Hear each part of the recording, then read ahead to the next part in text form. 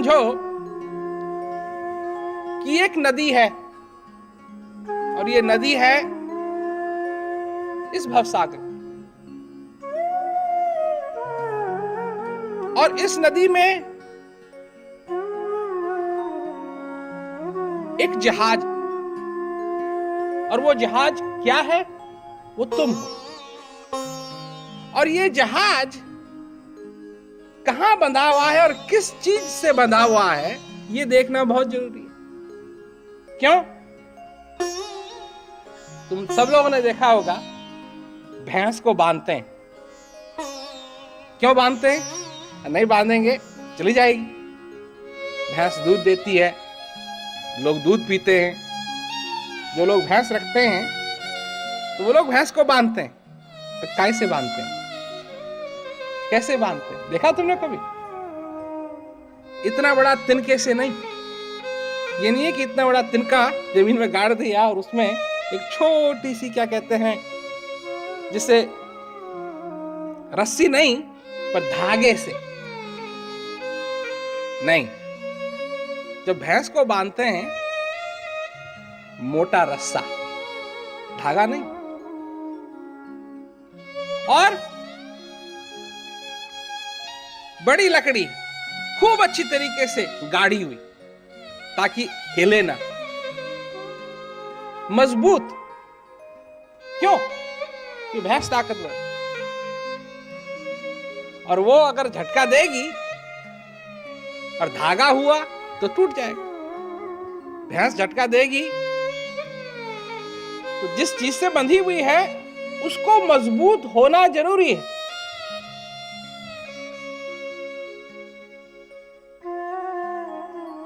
तो ये जो जहाज है ये भी इस भवसागर में बंधा हुआ है,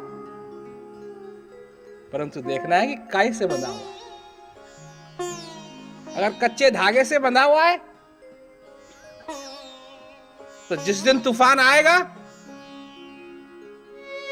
कच्चा धागा टूटेगा और ये जहाज भवसागर में चले जाएगा, वहीं धक्के खाता रहेगा।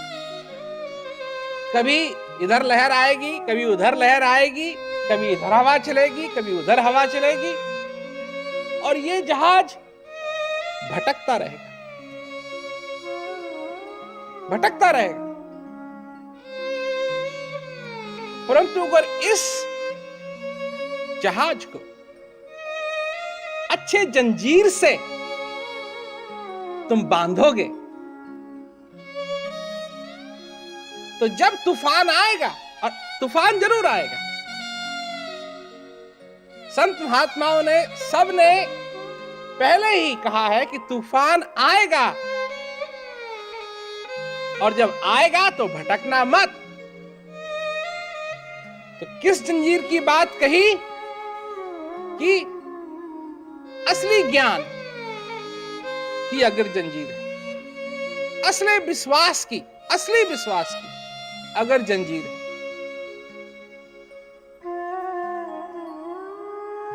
असली अनुभव की अगर जंजीर है, असली सद्गुरु की अगर जंजीर है, असली भक्ति की अगर जंजीर है, तो जब तूफान आएगा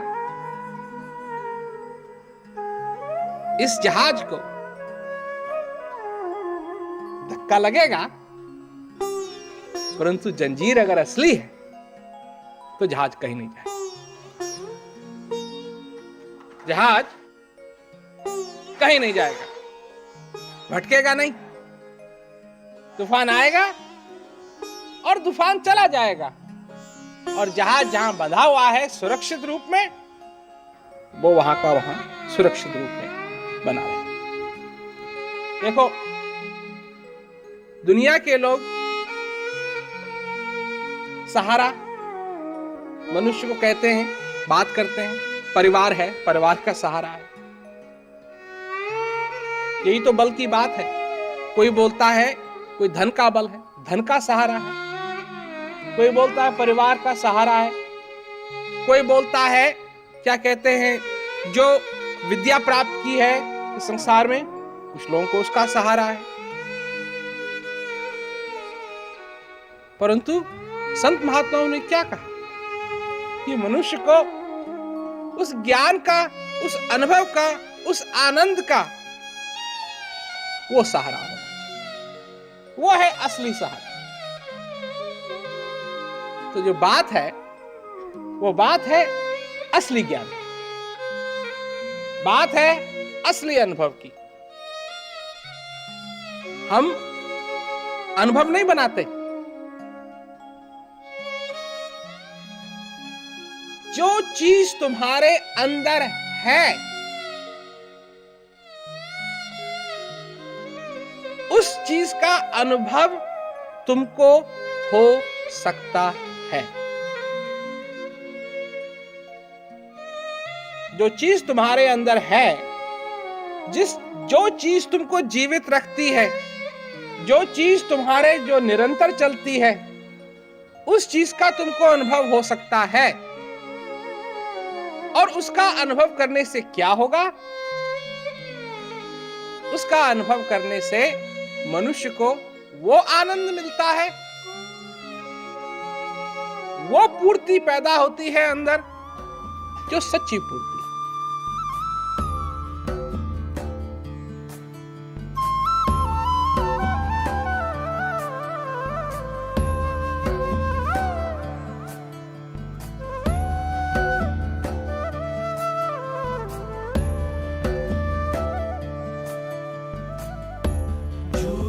कपट करी माया जोरी, बात करे छल की।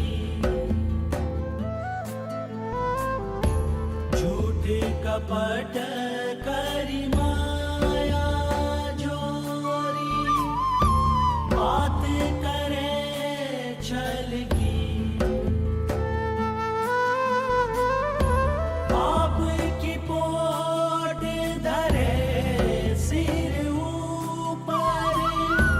किस विधि है हल की,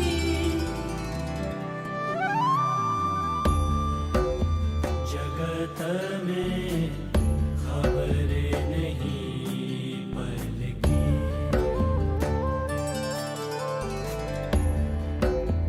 जगत में खबरें नहीं पल की।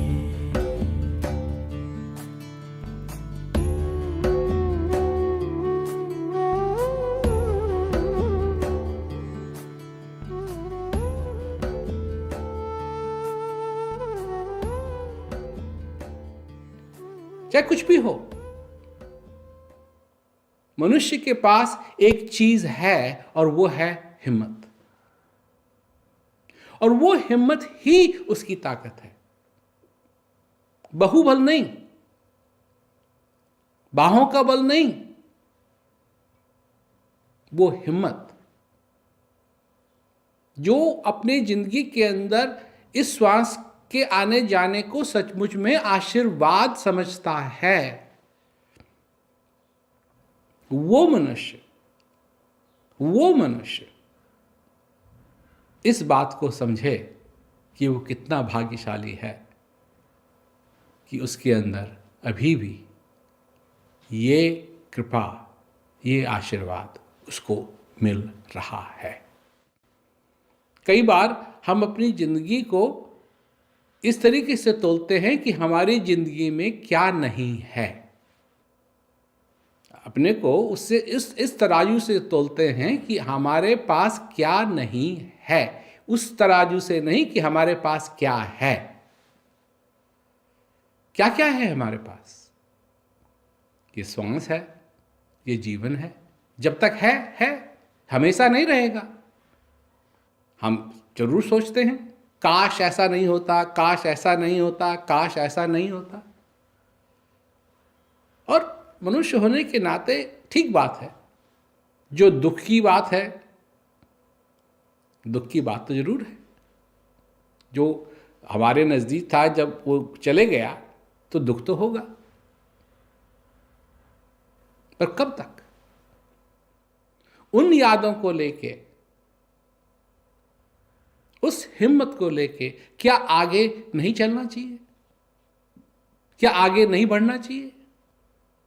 क्या वो पेड़ जिसने पिछले साल पतझड़ के मौसम में अपने सारे पत्ते खो दिए थे, क्या वही पेड़ आज तैयार नहीं है नई कलियों के लिए, नए फूलों के लिए? है। और ये उस पौधे की हिम्मत है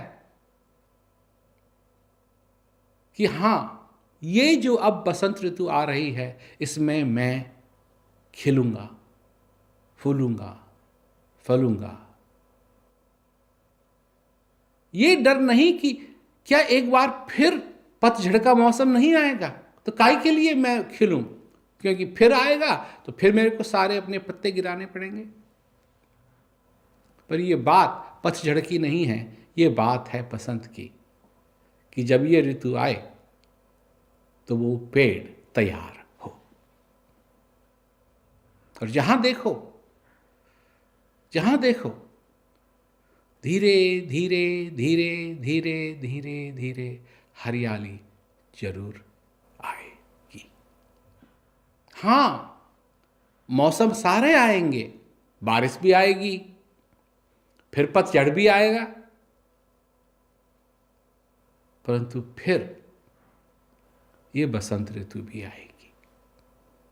और हम कैसे बनाते हैं इसको? कि पहली कहानी है होलिका की। वो क्या कहानी है? कि जो बुरा था वो भस्म हो गया, जो अच्छा था वो रह गया। ये जीत है अच्छे की, ये जीत है उस परमेश्वर की जो सब जगह है। और क्या आपकी जिंदगी के अंदर, मेरी जिंदगी के अंदर उस चीज की जीत नहीं होनी चाहिए? होनी चाहिए। और यही मौका है इस बात को समझने का, इस बात को जानने का, इस बात का एहसास करने का। मैं नहीं कह रहा हूं कि भूल जाएगा, भूले नहीं। ये तो बहुत जरूरी बात है कि भूले नहीं, भूलने की बात नहीं है, परंतु अपने हृदय में दर्द नहीं, उनकी बढ़िया यादें होनी चाहिए। उनका मुस्कुराना, उनका कहना, उनका रहना, उनका सहना, हर एक चीज अपने हृदय में रखो, भूलो मत, रखो। और धन्यवाद दो कि तुम उनको जानते थे। और ये सब कुछ होने के बाद भी आज वो बदलाव लाओ कि दुख से सुख में। यह मन तो है हस्ती मस्ती, माया मिट्टी की। यह मन तो है हस्ती मस्ती, माया मिट्टी की। सांस सांस में नाम सुमिर ले, अवधि घटे तन की।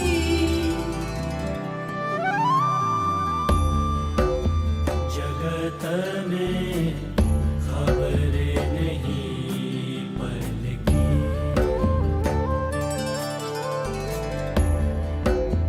जगत में खबरें नहीं पल की।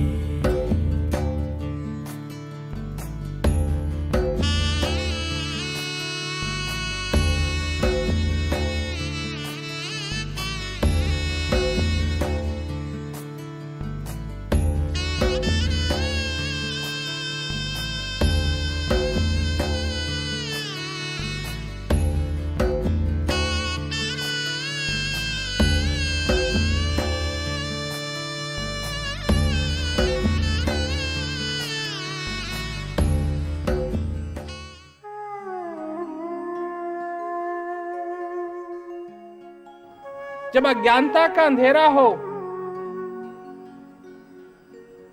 जो चीज समझ में आनी चाहिए वो समझ में ना आए, जब वो चीजें जो मनुष्य सुख के लिए करता है वो दुख देने लगे। इस पे ध्यान दो कि जो मनुष्य सुख के लिए करता है, सुखी होने के लिए करता है, खुश होने के लिए करता है, जब वही चीजें मनुष्य को दुख देने लगती हैं,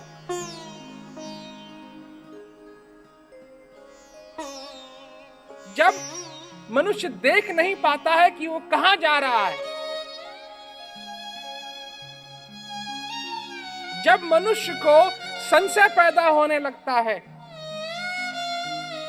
कि जो वो जहां वो जा रहा है अपनी जिंदगी के अंदर, वो जगह सही है या नहीं, वहां सुख है या नहीं,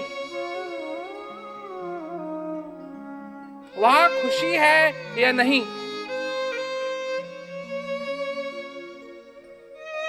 बात तो यह है कि सुख और दुख हर एक मनुष्य के भविष्य में,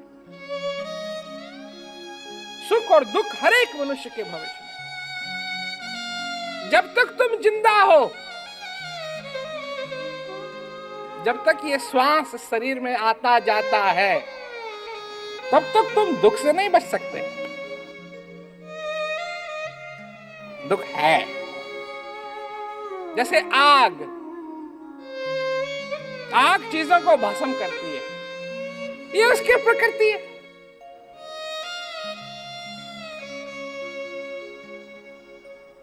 अगर आग जलाओगे तुम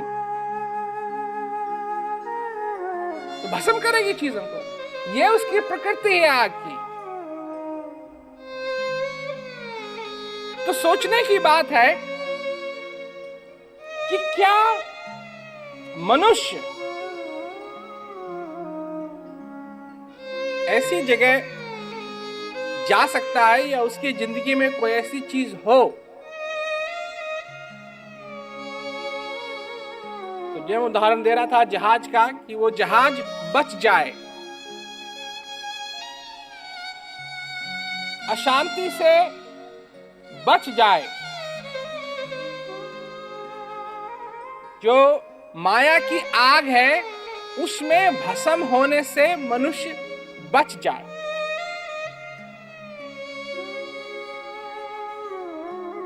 अशांति से मनुष्य बच जाए, डूबने से वो जहाज बच जाए।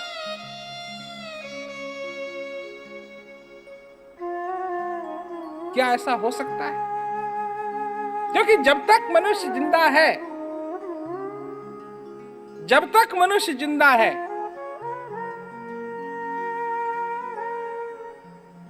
अगर दुख है अपना हाथ उस दुख में डालेगा या ऐसी चीज में डालेगा जिससे कि दुख उत्पन्न हो, दुख होगा।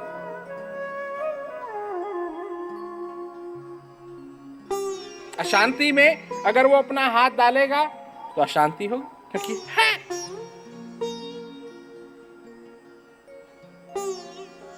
तो इसके लिए पहले से ही संत महात्माओं ने समय समय पर आकर के लोगों को बताया कि तुम उस अशांति से बच सकते हो।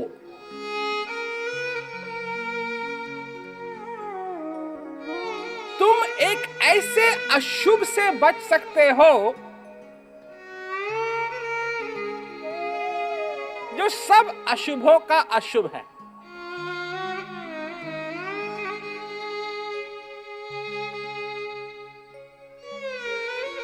तुम ऐसी अशांति से बच सकते हो जब जो सब अशांतियों की अशांति है। तुम उस अज्ञानता के अंधेरे से बच सकते हो। हमेशा महापुरुष आकर के यही बताते हैं कि भाई इस जीवन रूपी नौका को तुम ऐसे धागे से, ऐसी चीज से बांधो, ऐसी चीज से बांधो कि वो टूटे। तो वो चीज क्या है? क्यों? इस दुनिया में अंधविश्वास की कोई कमी नहीं है। अगर डब्बे पे लिखा हुआ है, अगर डब्बे पे लिखा हुआ है कि इस चीज को इस्तेमाल कीजिए, तो लोग उसको स्वीकार कर लें। अगर उस डब्बे पे लिखा हुआ है कि ये पतली सी रस्सी अपने आपके जो जीवन रूपी जहाज को बांधने के लिए बहुत सुंदर है, बहुत बढ़िया है, तो लोग जाएंगे, बाजार में जाएंगे, खरीदेंगे और बिना सोचे, बिना समझे उससे बांधेंगे। क्यों? कि डब्बे पे लिखा हुआ। डब्बे पे लिखा हुआ है, उसको स्वीकार करना आसान है। क्यों? किसी ने लिख दिया तो तुम समझते हो कि क्योंकि लिखा हुआ है, कागज पे लिखा हुआ है, किताब में लिखा हुआ है, पुस्तक में लिखा हुआ है, ग्रंथों में लिखा हुआ है, इसलिए सही। तुम्हारा क्या अनुभव है? तुम्हारा क्या अनुभव है? क्या तुमने उस रस्सी को लिया अपने हाथ में और ऐसे खींचा, देखा कि टूटती है या नहीं, मजबूत है या नहीं?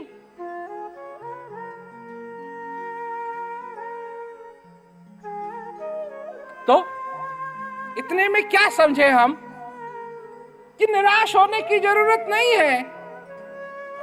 इस जीवन में आशा है। कैसी आशा है? सच्ची आशा है। जैसे इस भजन में सुना, मेरी नैया उस पार लगा देना। अब तक तो निभाया है, ये नहीं कह रहा है कि कुछ हुआ ही नहीं। अब तक तो निभाया है, आगे भी निभा दे। तो कोई अगर मझधार है तो ये सब बढ़िया भजन है ना। मझधार तो आके कहते हैं वहां से यहां तक तो ले आए, यहां से वहां तक भी ले जा।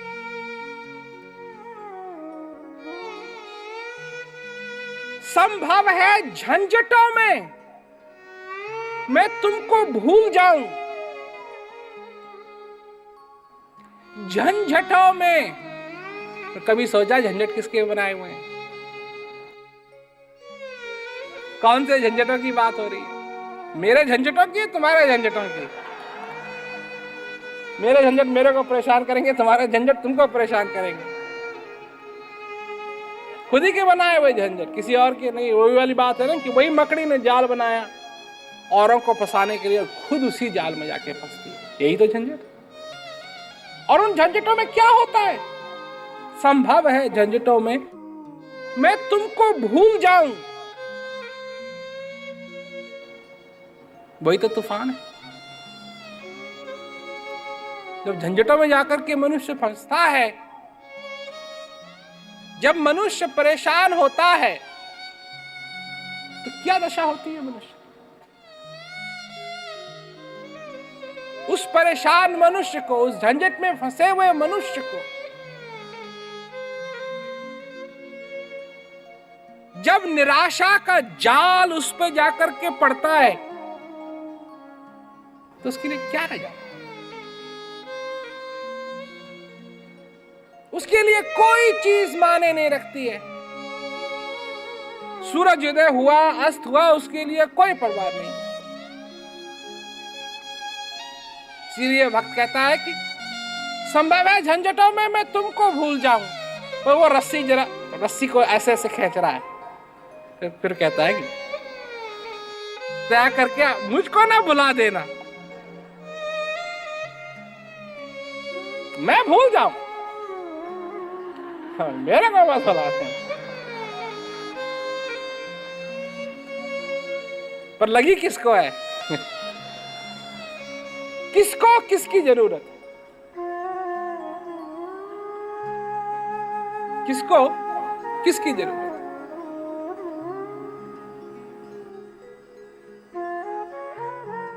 कौन किसका भला करेगा और कौन किसका भला कर सकता है, इस पर तो ध्यान होना चाहिए। क्यों अपने लिए इतने झंझट बनाए जाएं कि उस दलदल में, उस कीचड़ में जाके फंसे? क्या जरूरत है?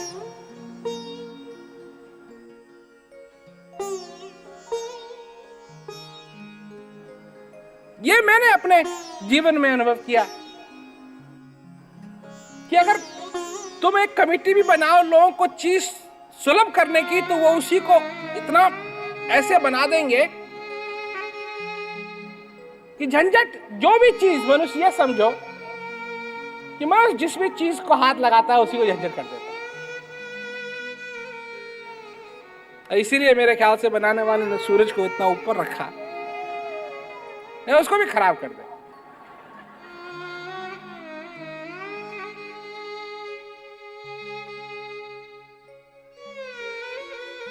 हवा को हाथ लगाया, हवा को खराब कर दिया। इसीलिए सूरज को ऊपर रखा है, और जिस दिन हाथ मनुष्य के पड़ेंगे सूरज पे, कुछ ना कुछ कर देगा। इसीलिए ऐसे सदगुरु की जरूरत है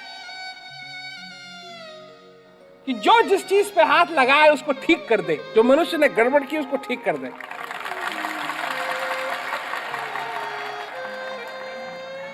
और अगर इस सीखने में, इस समझ में हाथ लगे तो ये समझ भी बढ़िया, उस तरफ बढ़े, उस प्रेम, उस आनंद की तरफ बढ़े, मनुष्य समझे और अपने जीवन को सफल करे।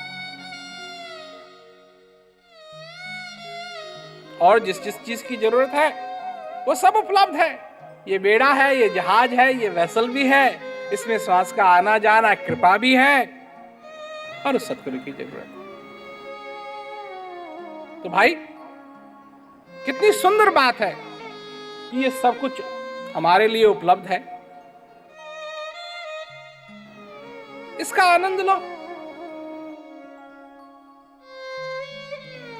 अपनी समझ और बढ़ाओ। अगर दुखी होके आए हो तो खुशी होके जाओ, निराश आए हो तो आशा लेके जाओ कि तुम्हारे लिए तो सब कुछ है।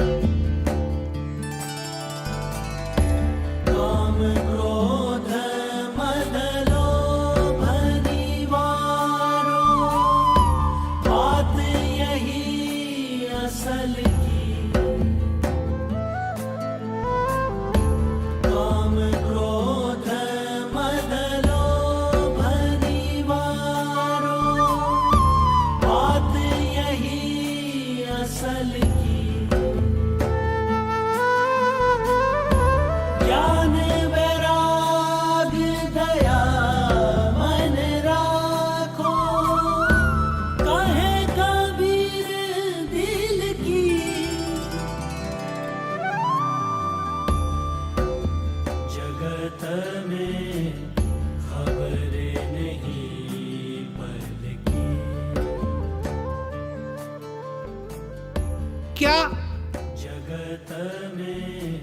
ऐसे माहौल के बीच में कोई ऐसी चीज है जिसे कह सकें कि वो सच है, जिसे कह सकें कि वो दिव्य है, जिसे कह सकें कि वो सुंदर है, जिसे कह सकें कि वो आनंद देने वाली है?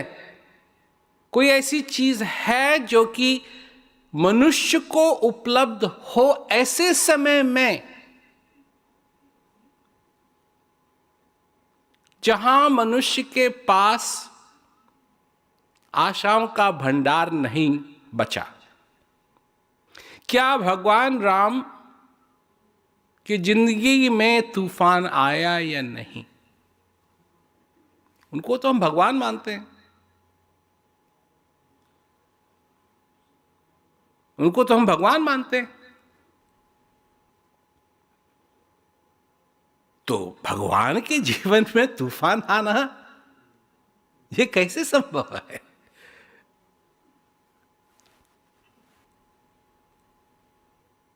पर रावण को जो वरदान मिले हुए थे, रावण ने जो वरदान मांगे थे, वो कुछ इस प्रकार थे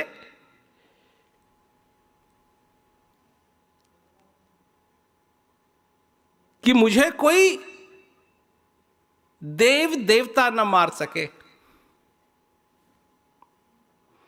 वो मांगता गया ऐसी प्रकार कि मेरे को ये कोई नहीं मार सके, ऐसा कोई नहीं मार सके, ऐसा कोई नहीं मार सके। पर वो ये भूल गया और उसने मनुष्य को समझा कि मनुष्य उसको कभी मारने के लिए क्या कहते हैं तैयार नहीं होगा, और अगर कोशिश भी करेगा तो मनुष्य बहुत कमजोर है। मनुष्य, रावण को ये लगा कि वो उसका कुछ बिगाड़ नहीं सकता है, इसलिए उसने मांगा ही नहीं कि मेरी मौत कभी मनुष्य के हाथ से नहीं हो।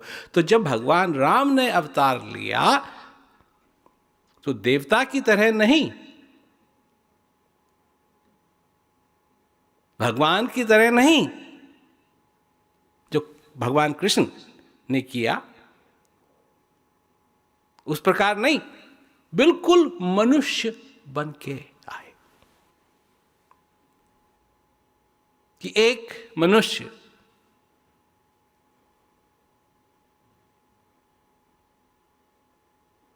अगर उसमें हिम्मत हो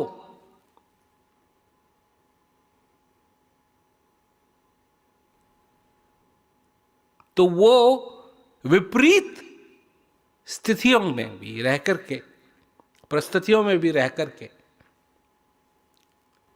जीत सकता है। और हौसले की जरूरत है। तो हौसला किस चीज में मिलेगा? असत्य में या सत्य में? ज्ञान में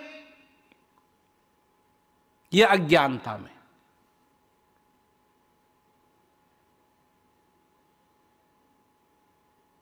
क्योंकि इस समय जो तुम्हारा नहीं है वो तुम्हारा नहीं है, और जो तुम्हारा है बस वही तुम्हारा है। और जो तुम्हारा है उसको तुम अपने साथ बंद कमरे में भी ले जा सकते हो, क्योंकि वो तुम्हारे अंदर है। और जो तुम्हारा नहीं है वो तुम्हारा नहीं है।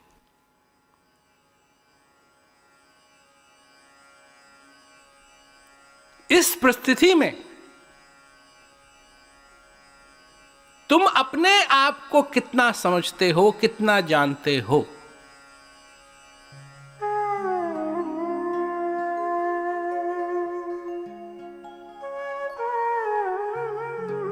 तुम अपने जीवन के अंदर अपने को या तो अपनी समस्याओं से तोलते हो या जो चीज तुमने हासिल कर ली उनसे तोलते हो। किस सच्चाई से छुपना चाहते हैं?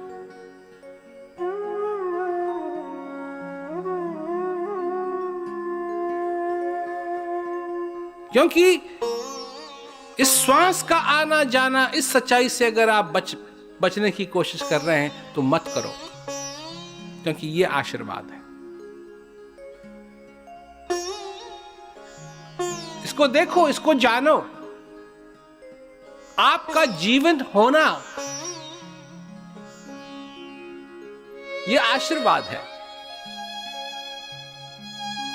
आपका यहां इस संसार के अंदर होना ये आशीर्वाद है।